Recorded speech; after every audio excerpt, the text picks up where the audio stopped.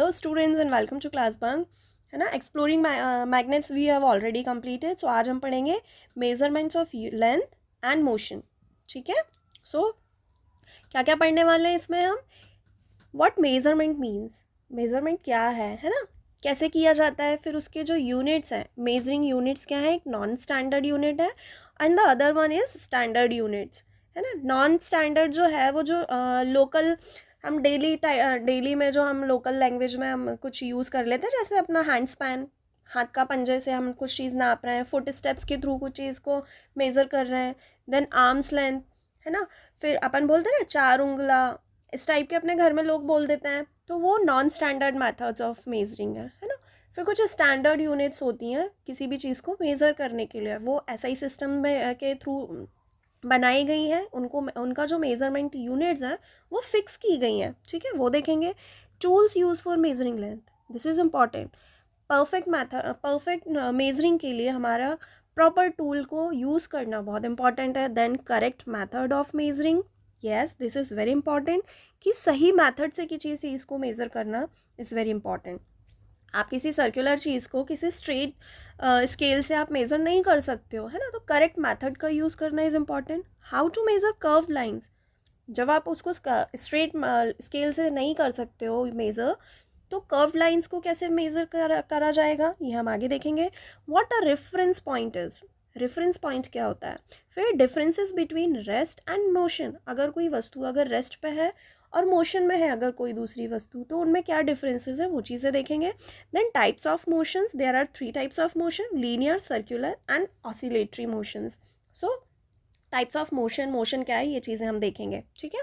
अच्छा, ये जो स्टोरी है, ये एक दीपा है. क्या होता है, ये इसका स्कूल चेंज हो जाता है, क्लास चेंज हो जाती है, तो इसका जो यूनिफॉर्म रहता है वो छोटा पड़ जाता है. ठीक है. तो वो क्या करती है, उसकी जो मदर है, पहले तो वो कपड़ा लेने के लिए शॉप पे जाती है ना. वहाँ पे जो शॉपकीपर है वो क्या करता है, वो क्या कर रहा होता है कि दूसरा टेप यूज़ कर रहा है, जो मेटल के जो टेप्स होते हैं ना, वो ये यूज़ कर रहा है ना. ये मेटल टाइप यूज़ कर रहा है फॉर क्लोथ कटिंग. ठीक है. अच्छा, फिर क्या होता है, कपड़ा ले लिया उसने भाई, अब वो टेलर के पास जा रही है. अब टेलर क्या करेगा, उसका मेजरमेंट्स लेगा कि कितनी हाइट चाहिए है, कितनी बिर्द चाहिए, वो सारी चीज़ें मेज़र करेगा. But there is a difference. जो कपड़ा क्लोथ कटिंग के लिए जो अपन ने मेज़रमेंट के लिए जो स्केल यूज़ किया था वो अलग था, है ना. और जो टेलर यूज़ कर रहा है वो अलग स्केल है.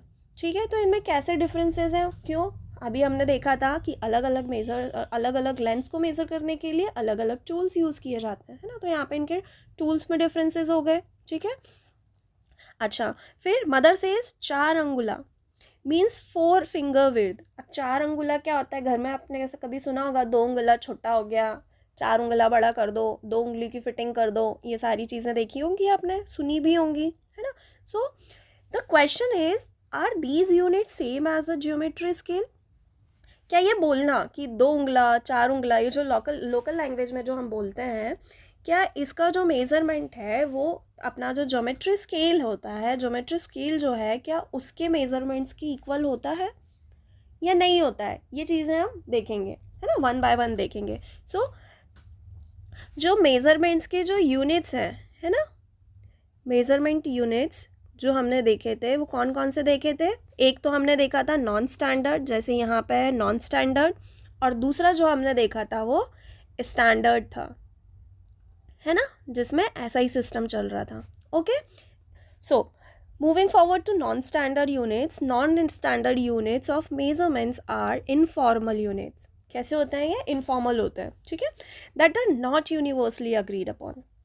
मतलब इसका क्या कहने का क्या मतलब है, आपका जो हाथ है, मान लो आपका जो पंजा है हाथ का वो इतना बड़ा है, सपोज दिस इज 2 सेंटीमीटर, है ना. और आपकी मदर के हाथ का जो पंजा है वो कितना है, 5 सेंटीमीटर. अच्छा, अब दोनों के हैं तो पंजे, बट क्या डिफरेंस है, आपका जो है वो छोटा है, मम्मा का जो है आपके वो बड़ा है. तो इसके मेजरमेंट्स में डिफरेंसेस आ गए, यस और नो.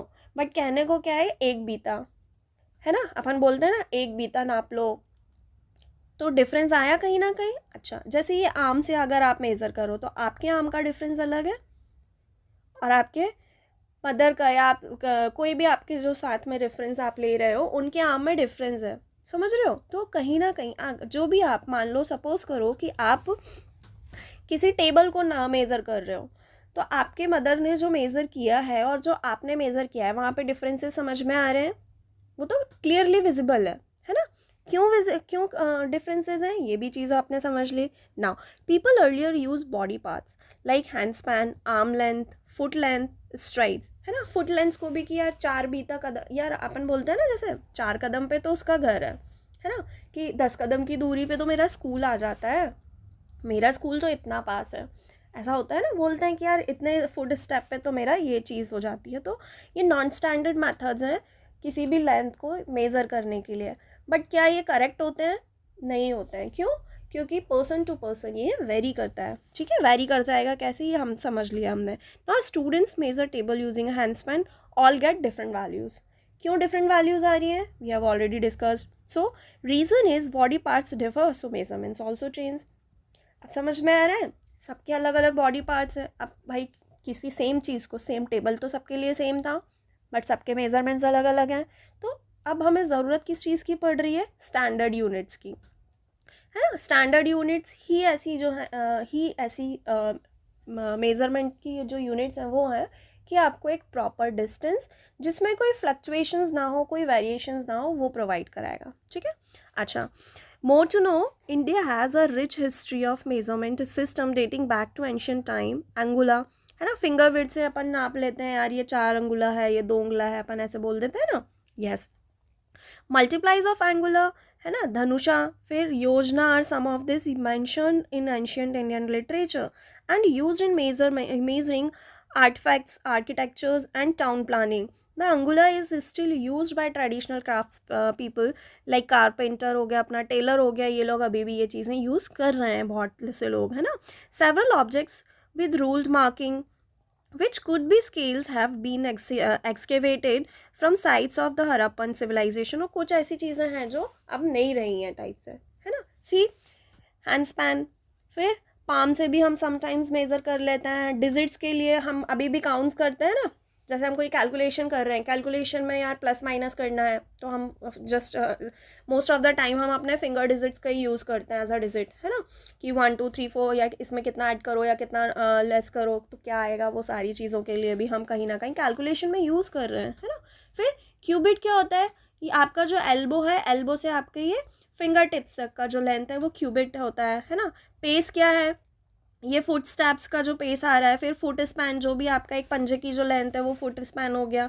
आर्म स्पैन, दोनों आर्म्स को स्ट्रेच करके आप खड़े हो तो वो आर्म स्पैन हो गया, है ना? So these all are the non standard methods of measurements, ठीक है? नाउ फिर क्यों नीड हो रही है? वी हैव ऑलरेडी डिस्कस्ड, है ना? इसलिए हमें स्टैंडर्ड यूनिट्स की ज़रूरत पड़ रही है। क्यों? क्योंकि different non standard units caused confusion in different regions. सही बात है। और डिफरेंट रीजन्स ही क्यों, डिफरेंट पर्सन टू पर्सन भी तो कहीं ना कहीं कन्फ्यूजन है कि यार मैंने तो मेरे हाथ से नापा था तो इतना आ रहा है, आपने नापा तो अलग मेजरमेंट आ रहा है। क्यों हो रहा है? ये चीज़ हमने ऑलरेडी समझ ली है ना? Now countries adopted international system of units और सिस्टम ऑफ इंटरनेशनल यूनिट्स, ऐसा भी पढ़ सकते हैं, दोनों का मतलब ऐसा ही है, ठीक है? ये एक सिस्टम है जो सारी कंट्रीज़ को ने अडॉप्ट करके एक चीज़ बनाई है, एक स्टैंडर्ड मापने की यूनिट बना दी है ना? जो ऑल ओवर वर्ल्ड सेम ही रहेगी, वो वेरिएशंस नहीं आएंगे अब, ठीक है? ऐसा ही यूनिट ऑफ लेंथ क्या होती है? मीटर। अच्छा, जनरली जो यूनिट्स जो होती हैं उनको हम काहे से शो करते हैं? यस, लोअर कास्ट, है ना? लोअर केस जो अल्फ़ाबेट्स होते हैं उनको हम यूज़ करते हैं और उसके आगे फुल स्टॉप भी नहीं लगाया जाता है, ठीक है? उसके आगे कोई भी फुल स्टॉप नहीं लगाया जाता है, ठीक है? Yes. Now conversion, this is very important. Star mark कर देती हूँ, ये आपके क्वेश्चन पर्पस से, एग्जाम पर्पस से भी बहुत इंपॉर्टेंट है बच्चों। यूनिट्स ऑफ कन्वर्जन यूनिट्स के भी पूछे जाते हैं आपके एग्जाम्स में, ठीक है? In some scales, you might have noticed another scale marking. This scale marking is in inches, where 1 inch is equals to 2.54 centimeter. In earlier days, units such as inch and foot were used to measure lengths. These units are still used by some people. अच्छा, हम घर वगैरह की जो distance की बात करते हैं कि यार इतने फुट का है ना, या ऐसी कोई बातें करते हैं ना, या किसी की हाइट सम टाइम बोलते हैं यार ये इतने फुट का या इतने इंच का है, तो ये भी मेजरिंग यूनिट्स हैं, ठीक है। अच्छा, ये जो आपका स्केल होता है यहाँ पे, ये जो छोटे छोटे ये दिख रहे हैं, ये सेंटीमीटर्स के यूनिट्स हैं, है ना। और इसके सामने जो अपोजिट वाले हैं ये काय में आ जाते हैं, ये इंचे में आ जाते हैं, ठीक है, जो जनरली काय टेलर्स वगैरह जो यूज़ करते हैं, ठीक है। अच्छा, कन्वर्जन हम देख लेते हैं, ठीक है, ये बहुत इंपॉर्टेंट है कन्वर्जन। सो अच्छा, वन मोर कंसेप्ट इज़ कि जब भी हम किसी बड़े यूनिट से जाते हैं, पहले तो हम ये बात करते हैं कि एक छोटी यूनिट को, छोटी चीज़ को नापने के लिए हम मीटर यूज़ कर सकते हैं, ठीक है। बट क्या रेलवे ट्रैक्स हो गए, या एक जगह से दूसरी जगह आपको जाना है, सपोज़ आप किसी दूसरी सिटी में और आपको किसी अनादर सिटी में जाना है, तो क्या आप उसको ऐसे स्केल्स के थ्रू मेज़र कर पाओगे, या मीटर्स में उसको मेज़र करना पॉसिबल है? नो। सो इसके ऊपर एक यूनिट आती है किलोमीटर, जो कि मीटर से बड़ी होती है, ठीक है। क्यों? क्योंकि लॉन्ग डिस्टेंसेस को मेज़र करने के लिए हमें किलोमीटर्स की ज़रूरत पड़ती है, ठीक है, हम उसे मीटर्स में मेज़र नहीं कर सकते हैं। Now 1 kilometre is equals to 1000 metre, then 1 metre is equals to 100 centimetre, ठीक।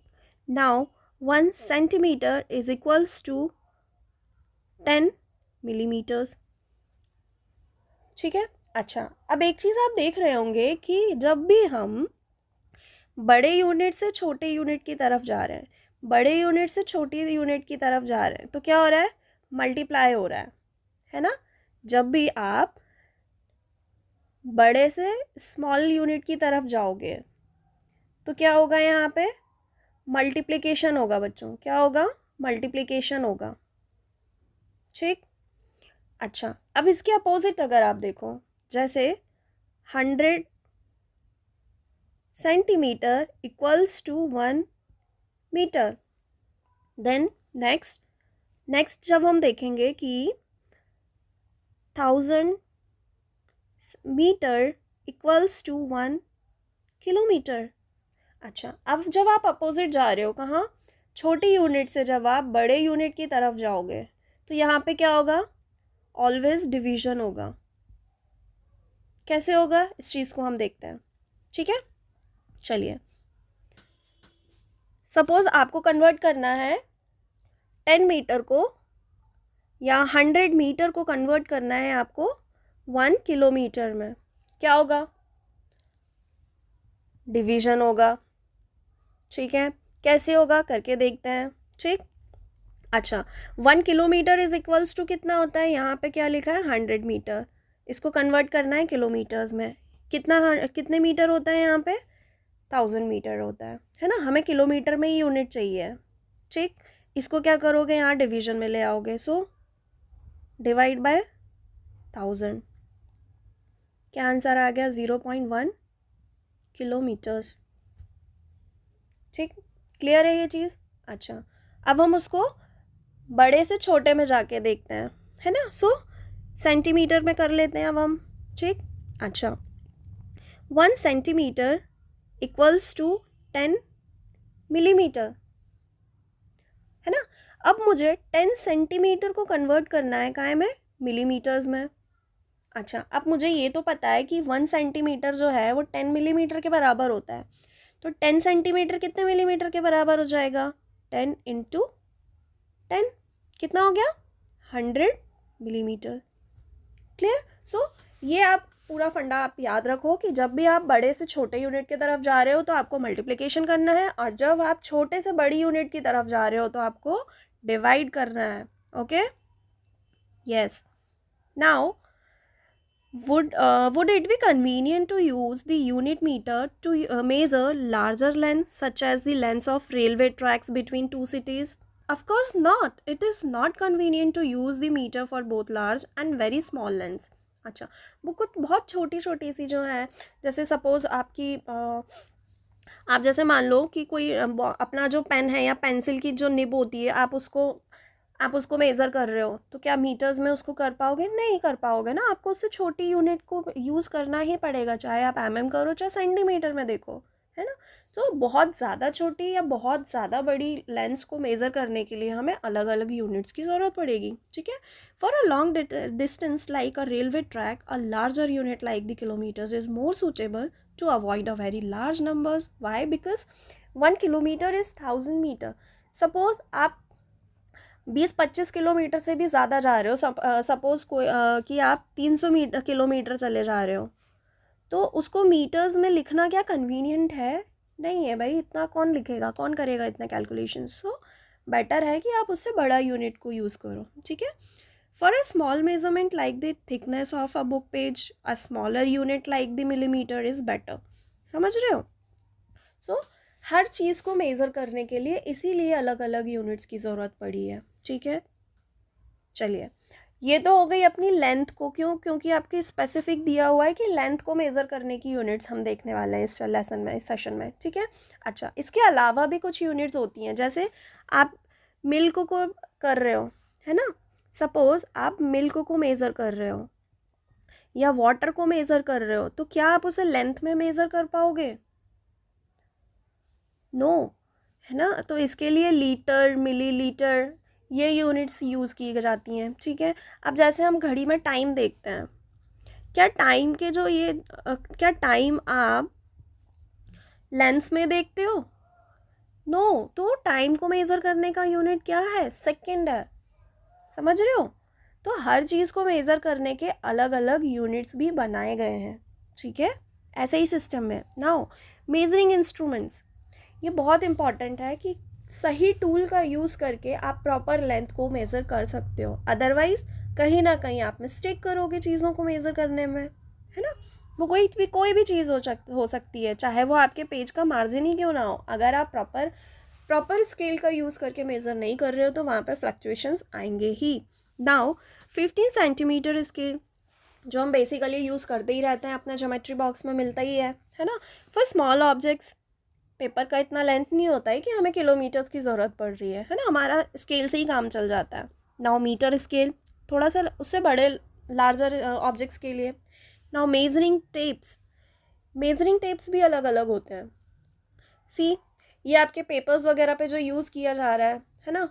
और ये वाला जो है, ये वाला मेजरिंग टेप, ये वाला जो मेजरिंग टेप है, ये देख रहे हो आप, ये किस चीज़ के लिए यूज़ हो रहा है? ये अलग लेंस को यूज़ करने के लिए यूज़ हो रहा है ना। अलग लेंस को मेज़र करने के लिए यूज़ हो रहा है। जैसे हम ये बिल्डिंग्स वगैरह को मेज़र करने के लिए कर लेते हैं, समटाइम हम अपनी हाइट्स को मेज़र करने के लिए भी इसका यूज़ करते हैं, है ना। Used for body, round objects, curved surfaces को भी यूज़ करने को मेज़र करने के लिए भी ये वाला के फ्लेक्सिबल जो टेप होता है इसको यूज़ करते हैं, ठीक है। राइट टूल, राइट मेज़रमेंट, ठीक। अगर आप सही टूल को यूज़ करोगे तब ही आप एक्यूरेट मेज़रमेंट कर पाओगे, अदरवाइज नहीं होगा। कहीं ना कहीं आप मिस्टेक करोगे चीज़ों को मेज़र करने में, ठीक है। यस। तो करेक्ट वे टू मेज़र, किसी भी चीज़ को मेज़र करने का एक वे होता है। ऐसा नहीं है हम रैंडमली कहीं से भी स्टार्ट कर रहे हो। जैसे आपको किसी पेज की, सपोज़ आपको किसी पेज की लेंथ मेज़र करनी है। ये पेज ए से स्टार्ट हो रहा है और बी पे एंड हो रहा है, या सपोज़ ये सी पॉइंट दे देते हैं, यहाँ मिड को बी पॉइंट दे देते हैं, ठीक है। आपने स्केल रखा अपना बी पॉइंट से और फिर आप पूरे पेज की लेंथ को मेज़र कर रहे हो, तो क्या आप एक करेक्ट मेज़रमेंट पे पहुँच पाओगे? नो। वाई? बिकॉज आपने करेक्ट डायरेक्शंस, आपने correct position, correct point of measurement आपने यूज़ ही नहीं किया, है ना। या आप स्ट्रेट पेज को मेज़र करने के लिए राउंड टेप यूज़ कर रहे हो, या आप यूँ समझो कि किसी राउंड चीज़ को, आप किसी सर्कल को मेज़र करने के लिए स्ट्रेट स्केल यूज़ कर रहे हो, तो क्या आप उसका प्रॉपर मेज़रमेंट कर पाओगे? No. So scale should touch the object properly without gaps. First of all, अगर आपने यहाँ से स्टार्ट भी किया है तो आपने इनके बी और सी के बीच का डिस्टेंस मेज़र कर लिया। अच्छा, अब रहा क्या? ए और बी के बीच का मेज़र डिस्टेंस करना, तभी तो आप ये ए टू सी का मेज़र कर पाओगे।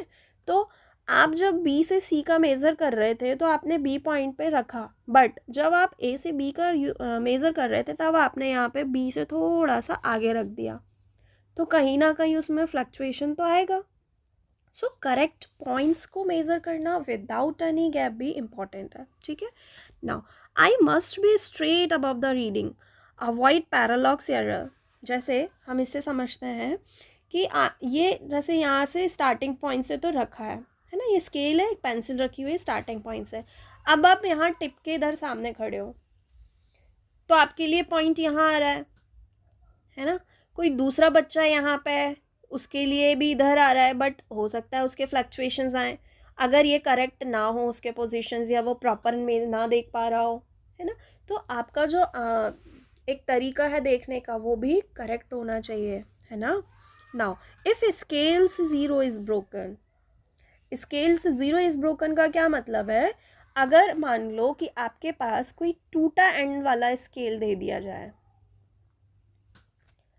यार अब तो इसमें जो स्टार्टिंग पॉइंट था वही गायब है, ये तो गायब है, अब क्या करें, अब कैसे मेज़र करेंगे?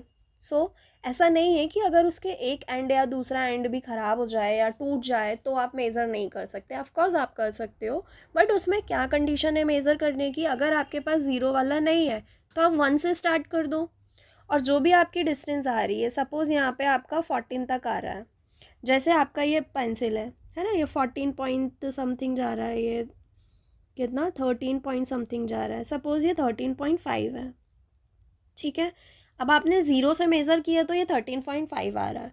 अब ज़ीरो वाला आपका नहीं है या इधर बीच तक का है, तो अब आपको क्या करना है कि नेक्स्ट डिजिट से स्टार्ट करना है मेज़र करना. ऐसा नहीं है कि ज़ीरो वाला नहीं है तो आपने ये इसके बाद वाले उससे कर दिया. नो, आपको नेक्स्ट डिजिट से करना है, जैसे आप 1 से कर रहे हो, है ना.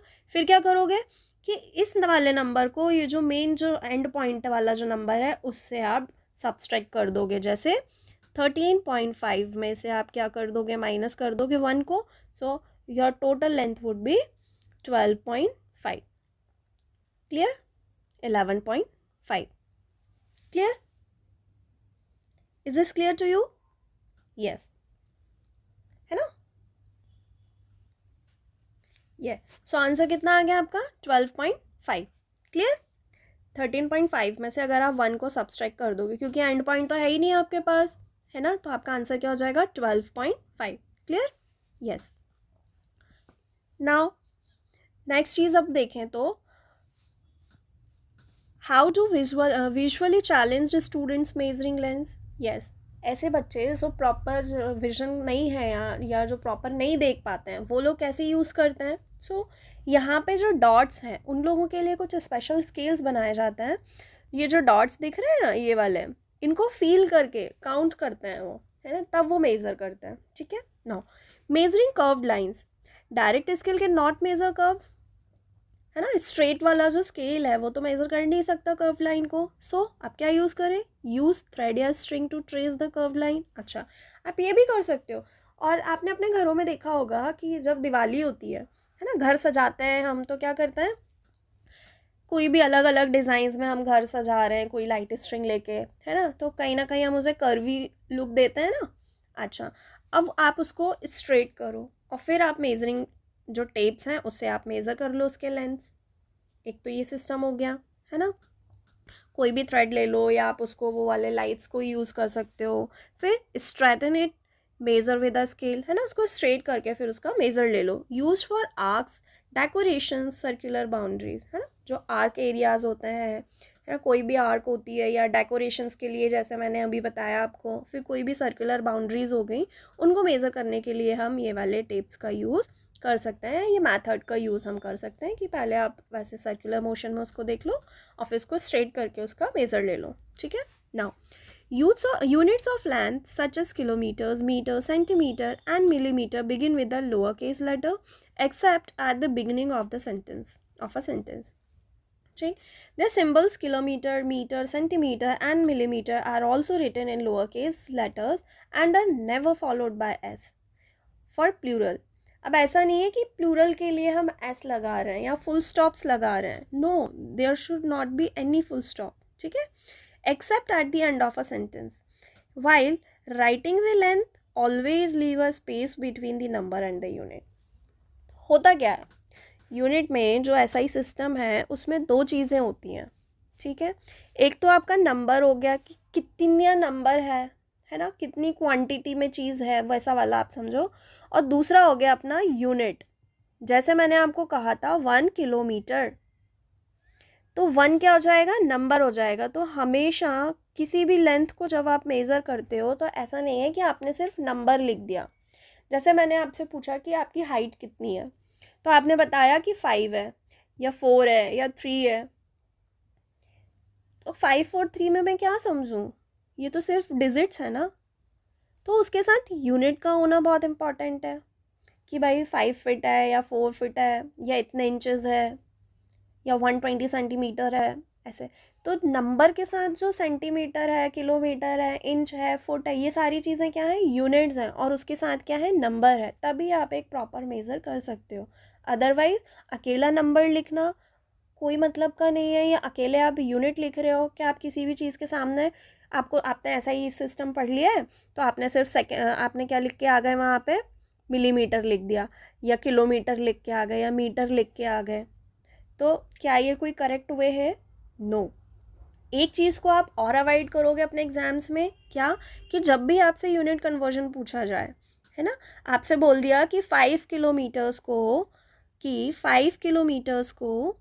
वेट 5 किलोमीटर्स को क्या करना है, मीटर्स में कन्वर्ट करने का बोल दिया, है ना। अब आपको पता है कि 1 किलोमीटर इक्वल्स टू होता है 1000 मिलीमीटर, 1000 मीटर। तो 5 किलोमीटर्स का कितना हो जाएगा, 5 × 1000। तो टोटल कितना मीटर हो गया, 5000 मीटर्स। 5 किलोमीटर्स में कितने मीटर्स हो गए, 5 किलोमीटर्स में कितने मीटर्स हो गए, 5000 किलोमीटर, 5000 मीटर्स। क्लियर। अच्छा, अब ये तो हमने कन्वर्जन कर लिया, अच्छे से सीख लिया कन्वर्जन। अब इसकी जगह अगर मैंने आपसे क्या पूछा था कि 5 किलोमीटर्स इक्वल्स टू कितना मीटर, अगर आपने यहाँ से कोई भी यूनिट गड़बड़ की तो आपका आंसर रॉन्ग हो जाएगा बच्चों। आपको कोई मार्क नहीं मिलेगा इस चीज़ के लिए, है ना। सो यूनिट और नंबर साथ में लिखना बहुत इंपॉर्टेंट है, ये चीज़ आप याद रखोगे, ठीक है। Yes, now reference point. What actually reference point is, distance must be measured from a fixed point, है ना। जैसे समझो कि मेरा स्कूल जो है वो मेरे घर से मेरे घर से कितना है, 1 किलोमीटर की डिस्टेंस पे है। मेरा जो स्कूल है, देखो जैसे ये बस स्टैंड की बात हुई है, ये स्कूल है ना। ये दीपक का हाउस हो गया, ये अनीश का हो गया, ये बाकी फ्रेंड्स का हो गया। अब लग तो सब सेम ही डिस्टेंस पे रहे। सी सपोज ये 1-1 मीटर के 1-1 किलोमीटर के डिस्टेंसेस पे हैं, सब 1-1 किलोमीटर की डिस्टेंस पे हैं सपोज। अच्छा, बट मैं पूछूं कि जो अनीश का हाउस है वो बस स्टैंड से कितने किलोमीटर है, तो क्या आप अभी भी उसे 1 किलोमीटर बोलोगे? नहीं। कितना होगा, 1 2 3 3 किलोमीटर्स। उसका रेफरेंस, हम रेफरेंस ले रहे हैं अभी बस स्टैंड का, तो बस स्टैंड इससे के घर से तो दूर हो गया ना, फिर इसके घर से भी उसका डिस्टेंस चेंज हो जाएगा, है ना। ये अपन स्कूल के रेफरेंस में देख लें कि स्कूल के रेफरेंस में जो बस स्टैंड है वो 1 किलोमीटर है, और 1 किलोमीटर इसका स्कूल जो है वो दीपा के घर से भी है। तो क्या मैं ये बोलूँगी कि दीपा का घर बस स्टैंड से 1 किलोमीटर है? नहीं, ये मेज़रमेंट हमारा गलत हो जाएगा। तो प्रॉपर रेफरेंस पॉइंट का होना, एक प्रॉपर पॉइंट से आप मेज़र करना बहुत इंपॉर्टेंट होता है, ठीक है, for correct measuring. Students got different answers because each used their own house as a reference. भाई उसको लग रहा है मेरा घर पास में, उसको लग रहा है मेरा घर पास में, बट क्या ये सही है? नहीं है। क्यों? क्योंकि सबके डिस्टेंसेस अलग अलग हैं with reference to the point, ठीक है। तो उनका करेक्ट पोजीशन पे होना भी ज़रूरी होता है। इसलिए आप एक प्रॉपर रेफरेंस पॉइंट अगर कोई ले रहे हो तो उसका डिस्टेंस मेंशन ऐसे ही नहीं करना है हमें, है ना। चलिए, reference point describing positions. Kilometre stone shows distances from a city, है ना। जैसे आप किसी बस में बैठे हो और ट्रेन में बैठे हो और आपको लग रहा है आपको दिल्ली जाना है ना। फिर आपको लग रहा है यार जल्दी पहुंच जाता हूँ, बीच में आपको ये स्टोन्स मिल रहे हैं जिस पे अपना किलोमीटर्स लिखा होता है कि यार इतना डिस्टेंस पे अब बाकी है या बाकी। अब आपको लग रहा है जैसे 70 किलोमीटर पहुँचे तो आप 70 किलोमीटर पे आ गए हो। फिर आप 10 किलोमीटर आगे आए तो आपको लगा कि यार 60 किलोमीटर ही तो रह गया है। फिर आप आए कि यार 70 के फिर 50 किलोमीटर्स ही तो रह गया है, बट चलो ठीक है रह गया है, अच्छी बात है, जल्दी पहुंच जाओगे, है ना, ये चीज़ समझ रहे हो। तो किसके रेफरेंस में, आपको दिल्ली जहाँ पहुंचना है उसके रेफरेंस में नहीं, किस रेफरेंस में, जहाँ पर आप चल रहे हो उस पॉइंट के रेफरेंस में, है ना। क्यों, घर से तो आप निकले हो ना, या बस स्टैंड से तो आपको निकले बहुत टाइम हो गया है ना, तो बीच में जहाँ आप पहुँचे हो उस करंट लोकेशन से कितना, जो आपको जहाँ जाना है वो डिस्टेंस उसका रेफरेंस लेना इंपॉर्टेंट है, तब आपको समझ में आएगा कि 50-60 ये कम क्यों हो रहा है, ठीक है। What do such kilometer stones indicate? How could Padma includes that she was getting closer to her destinations because of these stones? ठीक है, वो इससे क्या ले रही थी, रेफरेंसेस ले रही थी, ठीक है, विद रिस्पेक्ट टू दिस, ठीक। Now reference point helps compare distances correctly, comparison करने के लिए कि कितना किलोमीटर्स रह गया है या कितना किलोमीटर हम आ चुके हैं, ये सारी चीज़ें हम उससे पता चलता है, ठीक है, यस।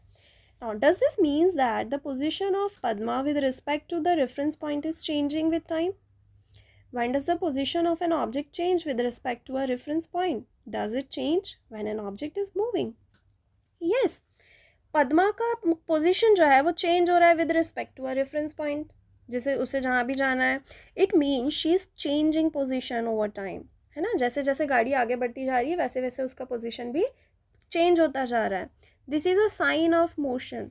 क्यों भाई, वो तो बस तो मोशन में है ना, तभी तो वो डिस्टेंस इतना ट्रेवल करके कम डिस्टेंस पे आ रही है, तो वो भी मोशन में है, तो उसके मोशन के कंपेयर उसके जो हम रेफरेंस लें तो पद्मा का पोजीशन भी चेंज हो रहा है।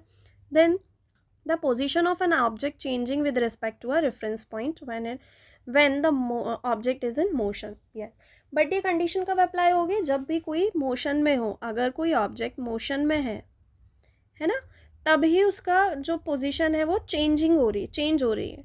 अच्छा, अब मान लो पद्मा के साथ जो अदर पैसेंजर्स हैं उनके कंपैरिजन में अगर हम देखें या उनके रेफरेंस में हम देखें, तो क्या पद्मा का जो पोजीशन है क्या वो मूविंग है? नो। जो बस के अंदर अदर पैसेंजर्स हैं उनके रेफरेंस में यहाँ पे कोई भी चेंज नहीं हो रहा है, but with respect to the destination उसमें चेंजेस हो रहे हैं। तो जब कोई चीज़ मोशन में होती है तब अगर आप वो चीज़ को रेफरेंस ले रहे हो तो वहाँ पे आपको क्या दिखेगा, मूवमेंट दिखेगा, ठीक है। A stationary objects position does not change relative to a stationary reference. भाई पद्मा तो बैठी है ना अंदर बस में, और उसके साथ वाले जो अदर पैसेंजर्स हैं वो भी तो बैठे ही हुए हैं, तो उनका आपस का अगर एक दूसरे का रेफरेंस लेके देखेंगे तो क्या उनके पोजीशंस चेंज हो रहे हैं? नहीं हो रहे हैं। बट अगर वो खिड़की से बाहर देखे, जो मूविंग प्लान्स है ना, उसकी बस मूव हो रही है तो उसको क्या लग रहा है, प्लांट्स पीछे छूटते जा रहे हैं क्या, या अदर ऑब्जेक्ट उसे दिख रहा है बाहर, तो उनके रेफरेंस में वो क्या है, किस कंडीशन में है, मोशन कंडीशन में, ठीक है। तो रेफरेंस पॉइंट बहुत मैटर करता है कि आप किस चीज़ का रेफरेंस ले रहे हो, ठीक है, yes. Now see motion and rest, object in motion, its position changes with respect to a reference point. Object at rest, position does not change, है ना। अगर कोई मूविंग ऑब्जेक्ट है तब उसका पोजीशन उसके रेफरेंस में क्या होगा, चेंज होगा, अदरवाइज रेस्ट में चेंज नहीं होगा, ठीक है। Example, motion car, bird, flowing water. Rest में जैसे ट्री, बिल्डिंग, पार्क, बाइसिकल्स, ये सारी चीज़ें देखें तो इनके चेंजेस नहीं होंगे, ठीक है, yes. Now, Deepa looked around her in the bus and noticed that all the passengers were seated. She looked around again after a minute and found them still occupying their seats. It means कि वहाँ पे कोई भी changes नहीं हो रहे हैं ना उसके respect में. Now, suppose you are traveling on a ship which is moving at a constant speed along a straight line on a calm sea. Suppose there is no window on the ship. Is there any way that you can determine whether the ship is moving or not? है ना, आप बताएंगे ये चीज़ मुझे comment में। Now types of motion, motion क्या है, जब भी कोई object one place to another move हो रहा है ना, मान लो ये 0 पे था और ये चला गया है 1 किलोमीटर पे, या सपोज ये 1 मीटर पे चला गया है, कोई एक्सटर्नल फोर्स के थ्रू या फिर किसी भी वे में आप देख सकते हो, किसी एक फोर्स के थ्रू एक जगह से दूसरी जगह में शिफ्ट हो चुका है। जब भी शिफ्टिंग हो रही है इट मीन्स कि वो मूव हो रहा है ना। So when an object moves along a straight line, हाँ यस, इसके टाइप्स देखें, ये तो मोशन की बात हो गई है ना, this is all about motion. अच्छा, टाइप्स ऑफ मोशन में देखें तो फर्स्ट इज लीनियर मोशन।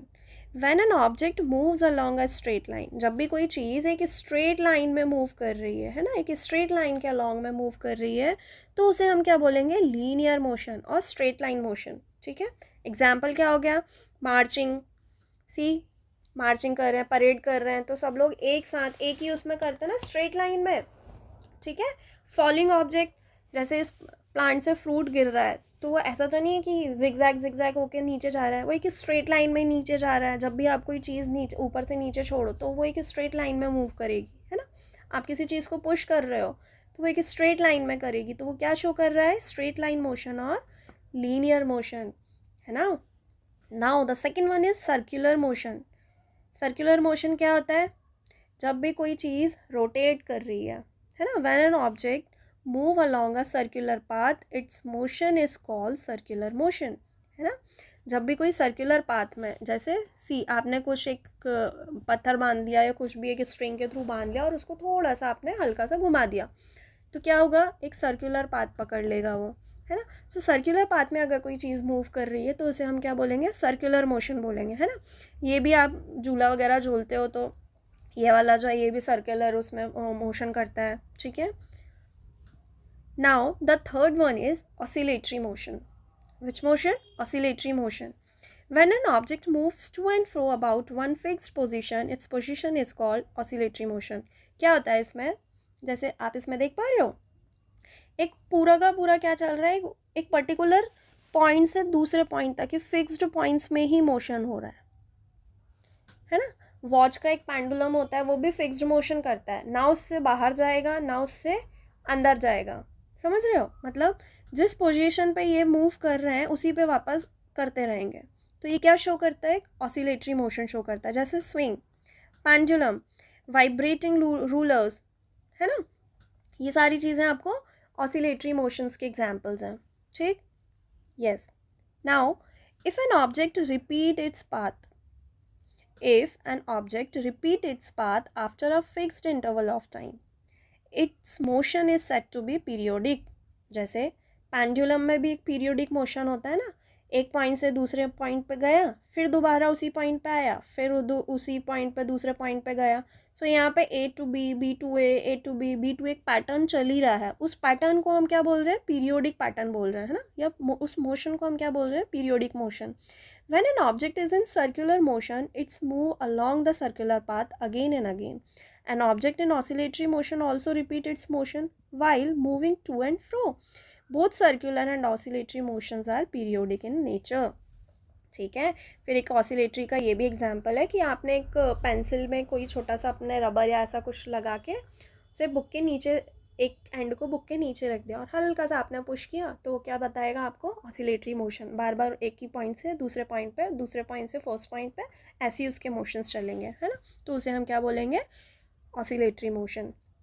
ठीक, अच्छा, सो दिस इज़ इम्पॉर्टेंट कि मेज़रमेंट के लिए नंबर और यूनिट दोनों का लिखना इंपॉर्टेंट है, तभी आप जो भी चीज़ लिख रहे हो वो एक करेक्ट वे में है, अदरवाइज़ उसके कोई मीनिंग नहीं है। ठीक है, अगर आप अकेला नंबर लिखते हो तो वो एज अ डिजिट काउंट होगा, और अगर आप सिंपल यूनिट लिखते हो तो उसके आगे पीछे जब कोई नंबर ही नहीं है तो वो कोई लेंथ को शो नहीं करेगा। ठीक है, standard units ensure uniform accurate values.